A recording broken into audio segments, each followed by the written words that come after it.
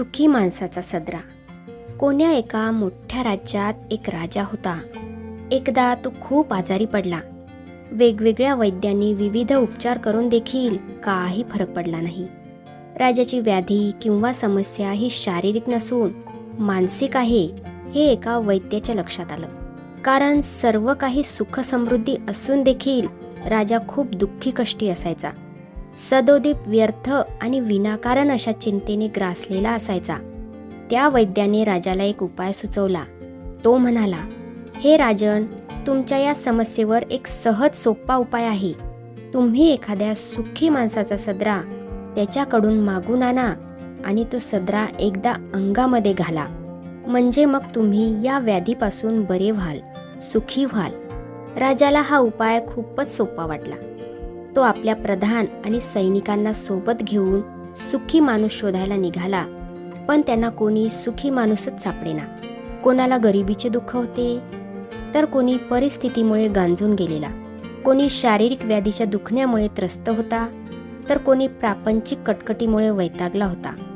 संपूर्ण राज्यात फिरून देखील सुखी माणूस काही मिळेना.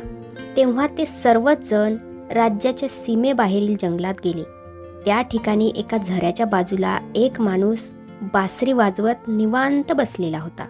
त्याच्यासोबत आलेली गुरे बाजूच्या गवताच्या कुरणावरती चरत होती. त्याच्या चेहऱ्यावर एक विलक्षण शांती आणि प्रसन्नता होती. एकंदरीतच तो कमालीचा आनंदी आणि सुखी दिसत होता. राजाने त्याला विचारलं, बाबा रे, तू सुखी आहेस का? त्यावरती तो म्हणाला, हो, मी सुखी आहे. मला कसलं दुःख असणार? रोज भल्या पहाटे गुरांना इथे चरायला घेऊन येतो.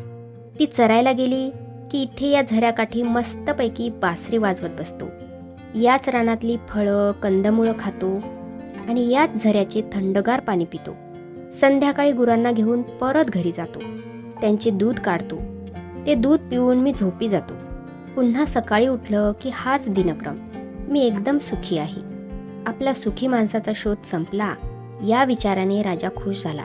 तो त्या माणसाला म्हणाला, मग मला तुझा एखादा सदरा देशील काय? मी त्या बदल्यात तुला हव्या तितक्या सोन्याच्या मोहरा देईन.